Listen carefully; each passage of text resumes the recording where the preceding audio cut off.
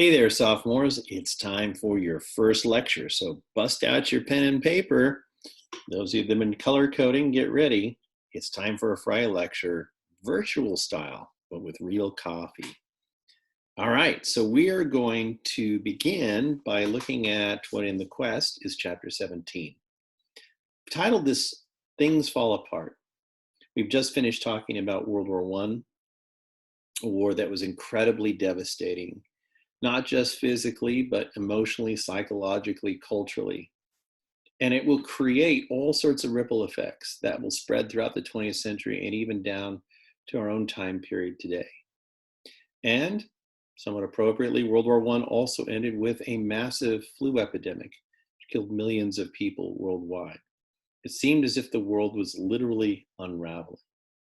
We're going to look at a number of topics coming up in this unit throughout the next few weeks, taking us from the end of World War I until the outbreak and conclusion of World War II through chapters 17, 18, 19. In this first lecture, a brief introduction to the unit, and then we'll focus today on the Bolshevik Revolution and the rise of the Soviet Union. So we need to think about some essential questions.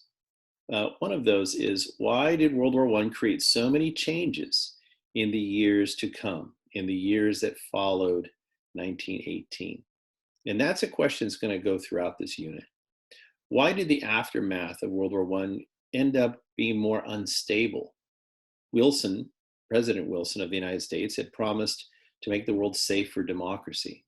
But that's not what happened. And in fact, things became more unstable, and the American people chose to separate themselves from the world throughout the 20s and 30s, the policy of isolation. Specifically, in today's lecture, we're going to also look at the reasons for the Bolshevik Revolution in Russia and what life was like under the totalitarian dictatorship of Lenin and then Stalin in the early USSR. So here we go. Let's dive into the story. So again, we're going to cover these three chapters, Rebels and Revolutions, Dictators and Depression, and then chapter 19, World War II and the Holocaust. So we need to sort of set the scene at the end of World War I. As you may remember, you have a war of incredible destruction and a war in which there wasn't any clear good guy, bad guy. World War II has a very different feel to many people, but World War I was incredibly unclear for both winners and losers. Why are British and French and German soldiers dying because some Austrian got himself shot in Bosnia? What people initially celebrated had become a devastating war, somewhere between 20 and 25 million people, half of them soldiers, about half of them civilians, dead in World War I. Even more deadly was the flu epidemic. We're not sure how many people died. The numbers range from 30 to 50 million. But either way, whatever number you pick, it was incredibly devastating. The worst epidemic since the Black Death. 18 million people in India alone. 400,000 Americans out of a population of 100 million. It was a devastating event coming right on the heels and even as World War I was ending. Four major empires had collapsed: the Germans, the Austrians, the Russians, as we'll see today, and also the Chinese Empire had collapsed. And the Ottoman Empire would unravel shortly after the war was over. It was a war in which all the promise of science and technology from the 19th century, the brave new world the Victorians hoped for, had turned on itself. Modern war meant industrial production, except the product was death. Machine guns, chemical weapons, heavy artillery, all the miracles of science had somehow turned dark. And people were sort of terrified that the next war would annihilate the human race. It was also a total war in which civilians were not only participants, but targets.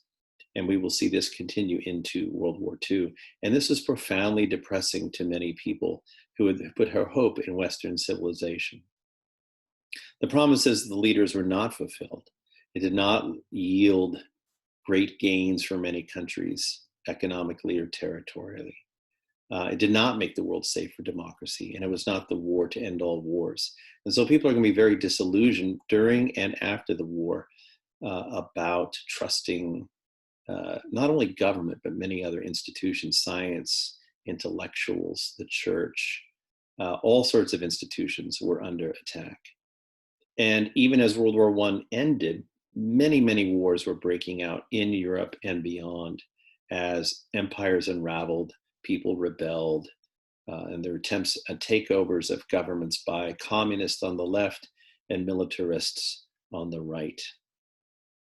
F. Scott Fitzgerald put it this way.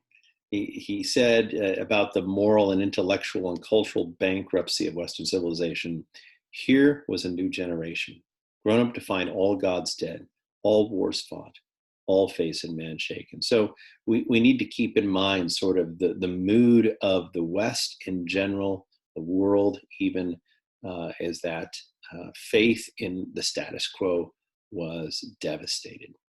And we're going to see in colonial areas, it would also cause people to say, hey, maybe we can take on the West. They're not as invincible or superior as they think they are. The West was doubting itself. As Freud said, the mind profoundly doubts itself. Even the intelligentsia, in fact, especially the intelligentsia, lost faith in science, which was supposed to deliver a brave new world.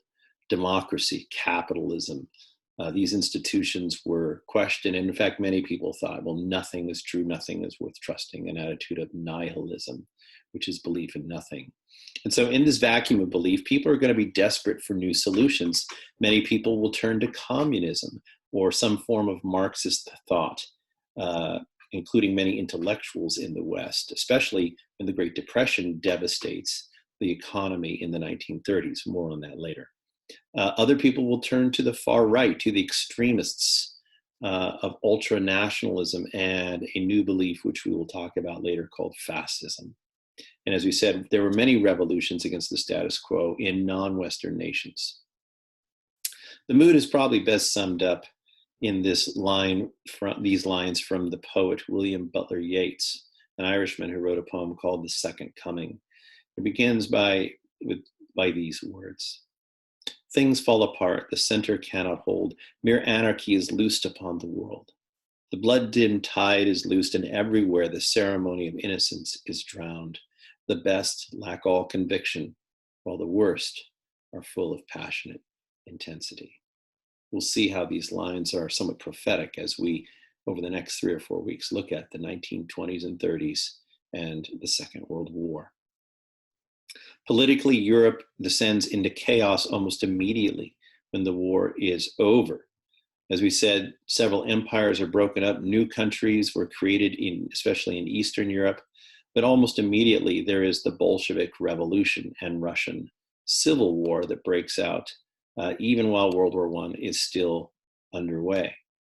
You have, at the same time, a war between the Russians and the Poles between 1919 and 1922, a war in which it seemed the Soviets might even invade Europe, but were driven back by the Poles, who almost lost their country, having just got it back at the end of World War I after having been Russian territory for over a century. You have a number of communist uprisings in Hungary and Germany, especially. The government was almost taken over in Germany by a group called the Spartacists, and in Hungary by the rebels of Bela Kun. Eventually, in both cases, they were put down mostly by soldiers of the old regime. In Germany, the Freikorps, as they were known, or Freikorps, not Freikorps, but Freikorps, were soldiers that, although they were out of the army, still carried their weapons and shot and killed socialist, Marxist, especially during the uprising. You also had right-wing attempts to take over the government. In 1918, there was an attempt by the German army to seize power. It failed. And in 1924, a new group appeared that failed to take over Munich in southern Germany. They were known as the Nazis. More on them in a later lecture as well. You have a war between the Greeks and Turks. We'll come back to that situation in another lecture. You have the Irish Revolution and Civil War. Again, I'm going to come back to that in another lecture. So we'll break these down, but the general point to think of right now is how much chaos there was. As soon as World War I ended, there was chaos, destruction. There was an economic depression at the right at the end of World War One. Unemployment shot up. Soldiers coming home from war having a hard time finding a job. And this is all in 1918, 1919. This isn't even the Great Depression. And so there's a great deal of chaos that is really disturbing to many people in Europe. In Italy, this causes people to back a man named Benito Mussolini and his party known as the Fascisti, or fascist, who took over Italy in 1922. But we want to look today at sort of the mother of all revolutions in the 20th century, the Bolshevik Revolution. And really, we'll find the Russians had two revolutions in one year. So let's focus now for the rest of this video on the Bolshevik Revolution and the creation of the USSR. Now, Russia before World War I is already in chaos. It's an incredibly poor country. It's still basically subsistence agriculture for many people. 80% of the country were rural workers. It had barely begun to industrialize. They had been demoralized by losses to Japan in 1905. And in World War I, the Russians were devastated. Millions of Russians died in the war, which became quickly and seriously unpopular. By 1917, the Russian army was losing thousands of soldiers a day to desertion. The government was oppressive. There had been weak attempts to reform the government in just the period just before World War I. But in general, the nobility and the rich and powerful still did what they wanted. The government was incredibly corrupt and poorly run. And increasingly, people began to blame Nicholas II, the Tsar of Russia. Now, it doesn't help the royal reputation that Nicholas is associated with a bizarre character named Grigory Rasputin. Rasputin was a so-called holy man, but Russia's full of these folks, which are basically homeless guys that will sell a prayer or a blessing to you. The church doesn't recognize them. They're actually not holy. They're not ordained. And in fact, the church really doesn't like them, but it's sort of a folk tradition. Whoever Rasputin was, and there is some mystery about him, he must have been a charismatic figure. By 1905, 1906, he has come to Moscow and he talks his way into the royal palace. Nicholas's wife, Alexandra, is a German princess, and she is a granddaughter of Queen Victoria. Nicholas is a grandson of Victoria. So yes, they're cousins. And Prince Alexei, the only boy in the royal family, has hemophilia, a genetic disease passed down from Victoria. Alexei is repeatedly ill, and the doctors in those days couldn't do much to help. Alexandra, desperate, summons this holy man, this basically street con man with a reputation for having magical powers. He prays and Alexei recovers. Well, his meal ticket is set. He is now part of the royal household, and he begins to party it up in a very public way in Moscow. Prostitutes and drinking. He's such a pain that Nicholas, who can't stand him, actually throws him out of the palace. But Alexei gets sick again, and Alexandra, who basically pushes Nicholas around quite a bit, brings Rasputin back. There's some indications Rasputin advised Alexandra to push for Russian entry into World War I. Now, that's not why Russia got into the war, but it doesn't help. And it didn't help the reputation of the royal family that Rasputin was such a party animal. And as rumors go about royals, they begin to go around about Rasputin even sleeping with Alexandra. Not true, but again, if you're a royalty, your reputation is what will make or break your survival. Nicholas is already in trouble for being incompetent as a leader, and as the war gets worse, he's blamed for the losses in the war. Eventually, by the way, Rasputin is murdered by two princes of the royal family. He is poisoned, shot, and stabbed. Then they threw him in the nearest canal in St. Petersburg. When they did the autopsy, the cause of death was drowning. Maybe he was magical. Who knows? Probably more serious were failed reforms throughout the years leading up to and during World War I. This led to serious opposition from a number of groups. First, there were the Soviets. These were clubs of workers and soldiers and sailors in the industrial cities that would gather and talk politics. Many of them were infiltrated by a number of different Marxist activists. There was also a group who wanted democracy. They were known as the Cadets, and they were hoping perhaps to make Russia a little more like Britain. The Mensheviks were the leading socialist group. They wanted socialist democracy. Their opponents and fellow Marxists were much more violent. The Bolsheviks, although they were both Marxists, the Mensheviks and Bolsheviks didn't really get along. The Bolsheviks were incredibly incompetent as a secret society. In fact, in a meeting in London just before World War I of about 20 Bolsheviks, it's estimated that at least a quarter to a third of them were actually slipping information to the Tsar's secret police, having been thoroughly infiltrated. And the Bolshevik leadership spent most of the war in Switzerland, having been chased out of Russia by the Tsar's secret police. The leader of the Bolshevik was Vladimir Ilyich Ulyanov, better known by his secret name, Lenin, which clearly isn't secret. And by the way, I know you're looking at my face and Lenin's face right now. No, there was no relation. We'll meet more Bolsheviks in just a moment. So this brings us to the revolutions. And I say revolutions because there's two of them. The first revolution breaks out with a women's riot on International Women's Day in March of 1917, or February if you're using the Russian calendar, which the Russians were still using in those days, having not heard of the changes or accepted the changes suggested by Copernicus. Yes, that out of date. The riot quickly got out of hand and became a general riot. Soldiers were summoned to shoot the rioters. Instead, they shot their officers and joined the rioters. By the way, does any of this sound familiar? Incompetent king, pushy foreign wife, war, women start a riot, which becomes a general riot, who seize the capital. Hello, France. I hear echoes of history all over again. The Tsar rushes back from the front. He is greeted outside the city by his own officers who suggest that he abdicate, and he does. He caves in. And a provisional government is created from the Russian parliament, a fairly useless institution at that point called the Duma. It's led by a cadet named Prince Lvov and a socialist named Alexander Kerensky. And it's Kerensky who will be the key leader in this time period. The provisional government makes the fatal mistake of choosing to stay in the war. This was incredibly unpopular. And the Russian army, which had been incompetent before, is now even less motivated and less competent, and will suffer defeat after defeat as the provisional government is trying to figure out, what do we do next? Now, at this point, the Bolsheviks are in Switzerland. And they're all thinking, oh my gosh, I missed the revolution, the thing we've been waiting for, and we're not even there. German intelligence actually approaches them and says, no problem, we'll ship you into Russia.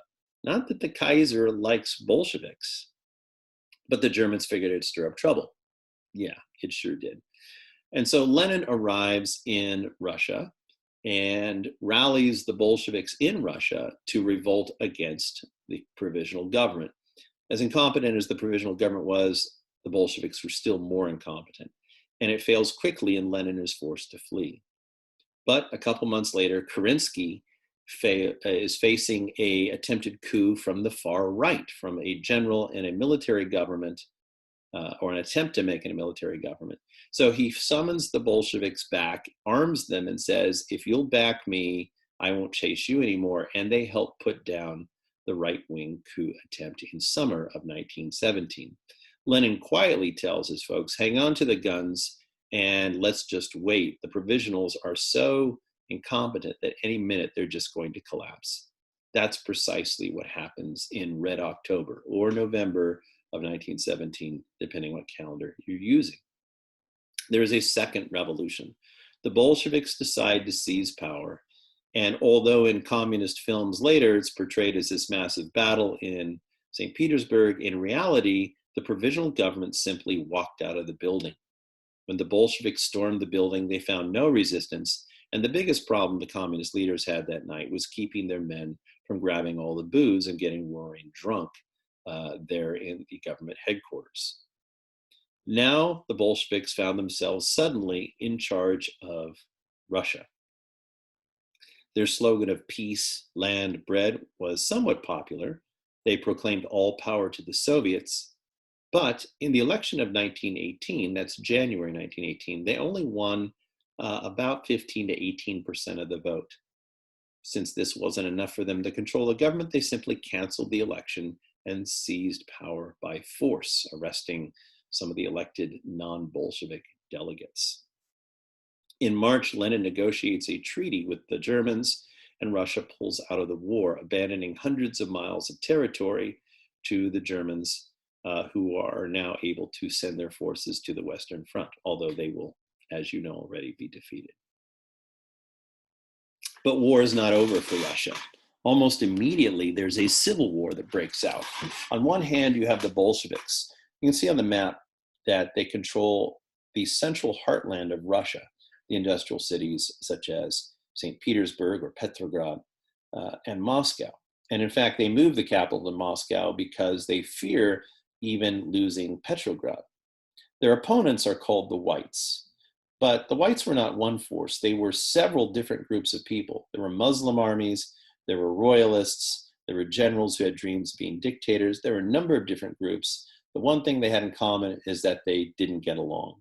And so although white forces outnumbered the Bolsheviks, or Reds, the reality is the Reds would at least have the advantage of unity and pick off their opponents one by one.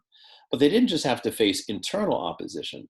There was also the intervention of the Allies. British, French, Japanese, and Americans all landed troops, allegedly to stop Russian weapons from falling into German hands, since World War I was still winding down. Of course, the Soviet view is that they were attempting to squash the newborn USSR before it even got started. But by 1919, the Allies were tired of being in Russia and tired of war in general and would eventually go home. There was also conflict along the Turkish border with the Turkish, who were trying to establish where their border was going to be. And there was a war with Poland. And in fact, the Poles struck deep into Soviet territory, seizing the Ukrainian capital of Kiev. And then the Soviets counterattacked and almost seized the capital of Warsaw in Poland. But the Poles won a major victory. Eventually, the border stabilized, and the Soviets abandoned their dream of spreading communism to all of Europe by way of Poland. Very early in the wars, the Romanovs were transferred from Petrograd to a village on the edge of Siberia called Ekaterinburg. At one point in 1918, white forces were moving close to the village, and so the Bolsheviks ordered the entire family executed. And they dug them up and in the 1990s, and yes, it was them. And no, Anastasia didn't survive, so sorry, Disney, your movie's a bunch of garbage. But that was the end of the Romanovs. The Reds are going to be saved by Lenin's right-hand man, Lev Davidovich, who takes the code name Trotsky. Trotsky organizes the Red Army and also organizes the secret police, the Cheka, which ironically is the same name the Tsar's secret police used to use. Later on, they'll have different names. Lenin proclaims Red Terror, literally quoting Robespierre at times, terrorizing the enemies of the revolution and sending out commissars, that is, political officers, to every regiment and warship and factory to make sure people stay loyal. Now, at first, they tried to implement a Marxist economy. The factory workers would all gather in committees and run the factory, and the farms would all be run by the farmers meeting in committees deciding what to do. Very quickly, the Bolsheviks realized that if you have workers sit in committees, they'll talk all day in committees and never actually do any work. The problem was they needed boots, blankets, bullets. Another problem was that famine and epidemics of cholera and dysentery were breaking out all over Russia. Millions of Russians would die during the Russian Civil War. Ironically, many of them were rescued by a relief effort led by the former American Secretary of Commerce, Herbert Hoover, who later would be president. Lenin decides to say, okay, if you make lots of stuff or grow lots of food, you can keep the profits. This is called the new economic policy. He actually allows some capitalism, and this works. By the time Lenin dies in 1924, for example, farmers who own their own land, which made up about 25% of Russian farmers, are producing about 70% of the food. Also, the terror works, the secret police works, and Trotsky manages to organize the army rather efficiently. And by 1920, 1921, the Reds are beginning to push back their forces. So he said the Allies abandoned the war in 1919, and by 1924, resistance in the far corners of the former Russian Empire, especially areas controlled by Muslims in the Ukraine and Siberia, had been defeated. The Bolsheviks proclaimed that Russia was now the Union of Soviet Socialist Republics, or USSR, or Soviet Union, whichever you like. In 1922, a woman attempted to assassinate Lenin.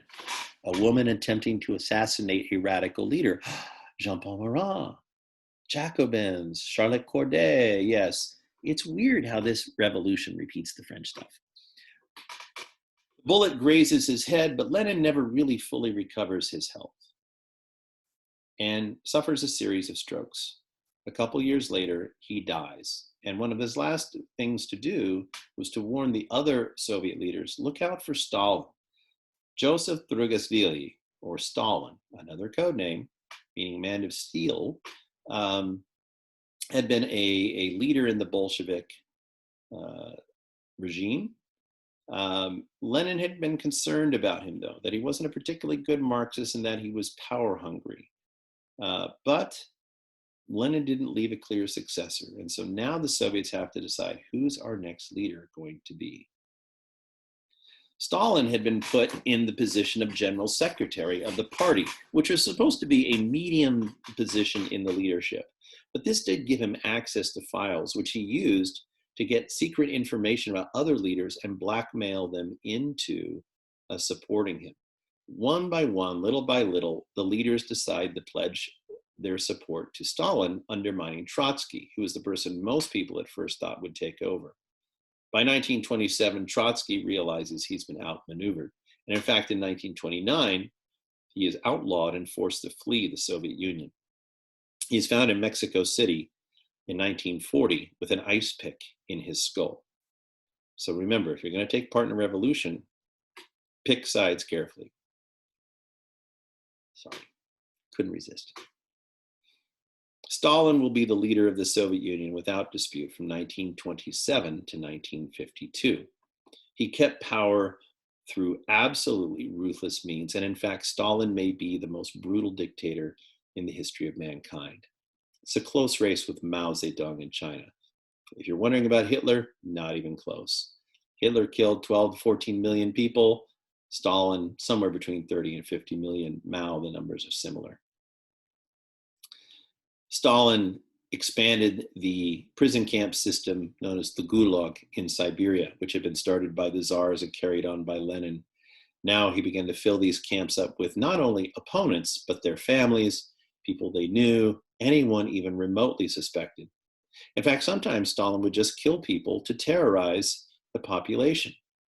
For instance, in the Ukraine, he set quotas of numbers of people to be executed each month just to simply terrorize that rebellious region. And in fact, between 1931 and 1934, the Soviets systematically confiscated food and cut off food shipments, creating a man-made famine in the Ukraine that killed somewhere between 3 and 4 million people alone of starvation.